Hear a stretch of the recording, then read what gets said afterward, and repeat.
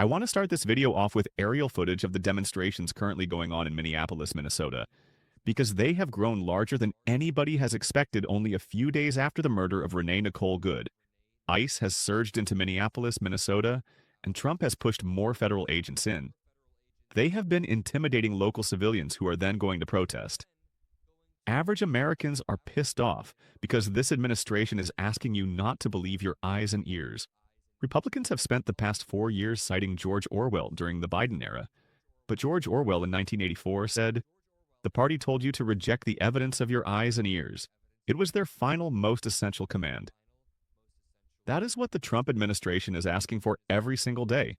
And these are the signs of an authoritarian whose power is waning. You know, around the midterms, Trump would become a lame duck, especially if the House turns blue, especially if the Senate turns blue. Trump would be a lame duck who would be facing multiple charges of impeachment. But this could happen sooner with the way that Trump is operating.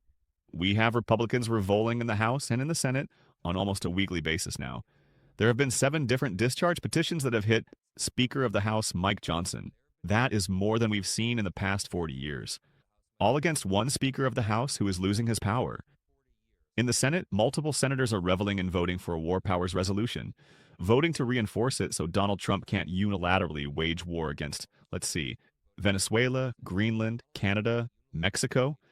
He wants to strike on the land now, multiple other countries. The world is rapidly changing and the world order is moving in such a way where America is falling behind. I want to break down this fatal mistake that Trump is making that could essentially neuter his term before the midterms even come. For example, when I checked Trump's Truth Social over the past few hours, what is he posting about? He said 4 hours ago, Iran is looking at freedom perhaps like never before. You know, that's good, and we'll talk about it later in this video, but that is not what the American people are focused on. He then posted about the Venezuelan people. I love the Venezuelan people, and I'm already making Venezuela rich. He then reposted Lindsey Graham and Marco Rubio. What in the neocon is this administration? It's full of neoconservatives who call themselves America First, but are spending their entire administration focused abroad. As I continue to scroll, it's just conspiracy theories about different people. Deranged Jack Smith should be sitting in prison. Who wants this? The American people do not want this. If I just pull up the Trump approval rating that I have pinned right here. Yep. His approval rating in his second term is lower than both his first term and Biden. You want to know why his approval rating is so low? It's because he cannot focus on America whatsoever. Unemployment is rising. Inflation is rising. All of the macroeconomic indicators are going in the wrong direction. And Donald Trump is trying to use force to suppress anybody who's calling him out. Just think about it. He has repeatedly surged troops into blue cities. He has repeatedly leveraged the executive branch to have lawsuits against the media, against law firms, against colleges. He wants to suppress essentially anybody who can dissent. And it's because he can't hide the truth. Let's move back to Donald Trump's global focuses. There is a GOP mutiny exploding over his Greenland power grab. Republican Senator Lisa Murkowski ripped into Trump saying she hates the idea of the U.S. taking the country by purchase, or by force, saying that's very unsettling. Then GOP Senator Susan Collins said, "I am not for the United States trying to take over Greenland either by military means or financial incentives." Senator Rand Paul joined, saying he has zero support within his caucus in the action on Greenland. Press Secretary Caroline Leavitt then said that they can't rule out military force. Republican Senator Tom Tillis yelled on the Senate floor, "This is absolute nonsense. Even the people living in Greenland are against this." Take a listen to the people living in Greenland, and make sure you drop a like. Make sure you subscribe to the Adam Mockler feed below if you want to help support independent media and watch until the end. We have some great interviews coming. Talk about him, because he spoiled my sleep. Or they do.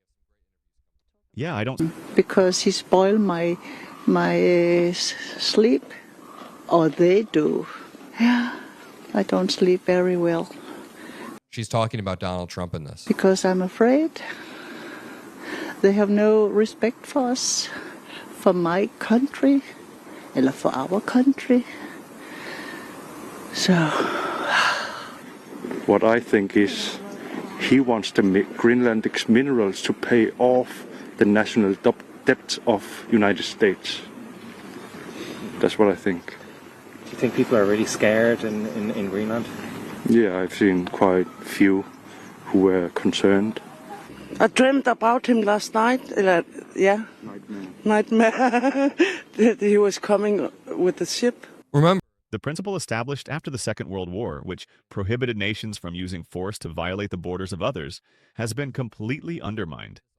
Peace is no longer sought as a gift and a desirable good in itself, or in the pursuit of the establishment of the ordered universe willed by God with a more perfect form of justice among men and women. Instead, peace is sought through weapons as a War is back in vogue, and a zeal for war is spreading.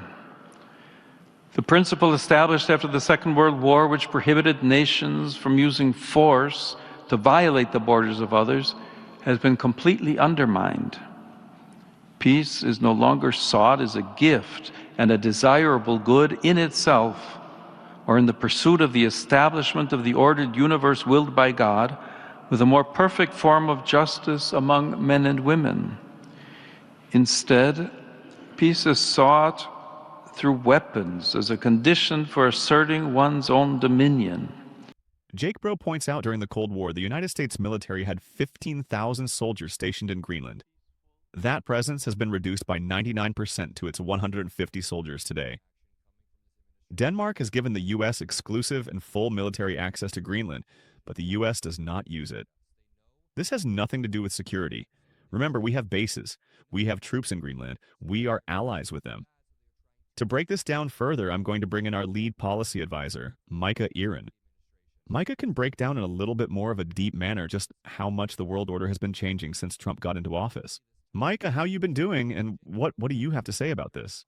Yeah, I think a lot of people have whiplash from the Trump administration right now, because Trump ran on this idea that he was going to prevent World War II, which is something that Kamala was going to start. He was going to stabilize the world, which seemed kind of disorderly under Biden. And thus far, it looks like the exact opposite has occurred. Right now, we're approaching World War II, but not